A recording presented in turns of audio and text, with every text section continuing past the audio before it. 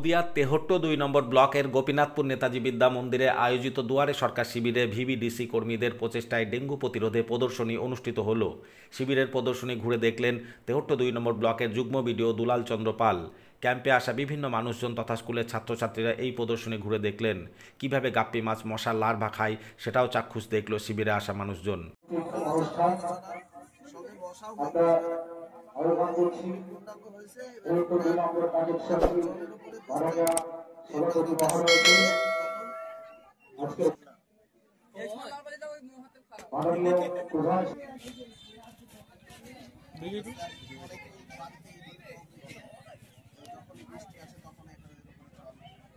কিন্তু নিয়ম হচ্ছে এই বাগান অনেকের বাড়িতে মালসা আপনার রেখে দেয়, মালসাটা রেখে দেয়। এবার আমাদের মানে অনেকে ঘর দেখায় যে জল আছে বললেও শোনে না, তখন আমাদের দিয়ে নিজে হাতে করে তখন অনেক সময় ভেঙে দিতে হয়। এটা অনেকটা ওখানে মালসাটা আরাম আর পরিষ্কার থাকে।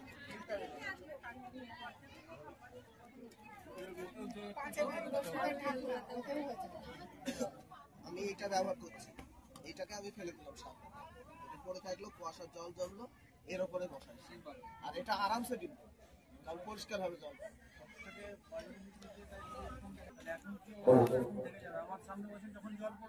আবারও নিজে আবার গোপীনাথপুর গ্রাম পঞ্চায়েতের সকল গ্রামবাসীকে আজকের এই দুয়ারে সরকার শিবিরে স্বাগত অভিনন্দন জানাই। তারা সম্পূর্ণ বিনা পয়সায় পূরণ করে আর এই ফিল্টারের জন্য কি হয় বলতো আরো সুন্দর সেখান থেকে বিরত থাকবে। আমাদের পুলিশ প্রশাসন কিন্তু ব্যবস্থা নিতে বাধ্য থাকবে। আমাদের কন্যাশ্রী ক্লাব আয়োজিত সাংস্কৃতিক অনুষ্ঠানে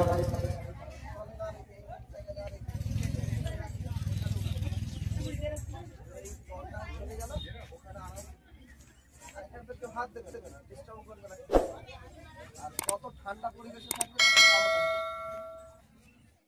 কন্যাশ্রী ক্লাব আয়োজিত সাংস্কৃতিক অনুষ্ঠান। এই কারণ কিন্তু আপনি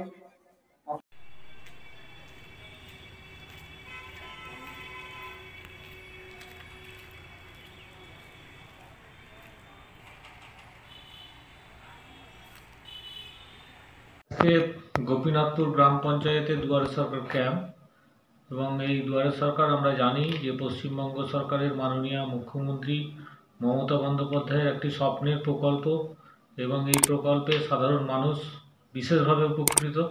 তার মধ্যে আমার যে ভিআরপি ভাই বোনেরা আছে গোপীনাথপুর গ্রাম পঞ্চায়েতের, তারা এখানে একটি সুন্দর ডেঙ্গুর অ্যাওয়ারনেস ক্যাম্প করেছে, যেখানে মানুষকে খুব সুন্দরভাবে বুঝিয়ে দেওয়া হচ্ছে যে কিভাবে আমরা পতঙ্গবাহিত রোগগুলোকে প্রতিরোধ করব এবং আমাদের স্বাস্থ্যকে ভালো রাখবো। যদি এখনও আমাদের খবরের দর্পণ চ্যানেলটি সাবস্ক্রাইব না করে থাকেন তাহলে এখনই সাবস্ক্রাইব করুন, সঙ্গে বেল বাটনটি ক্লিক করুন আর পেয়ে যান সব খবরের দ্রুত ভিডিও আপডেট।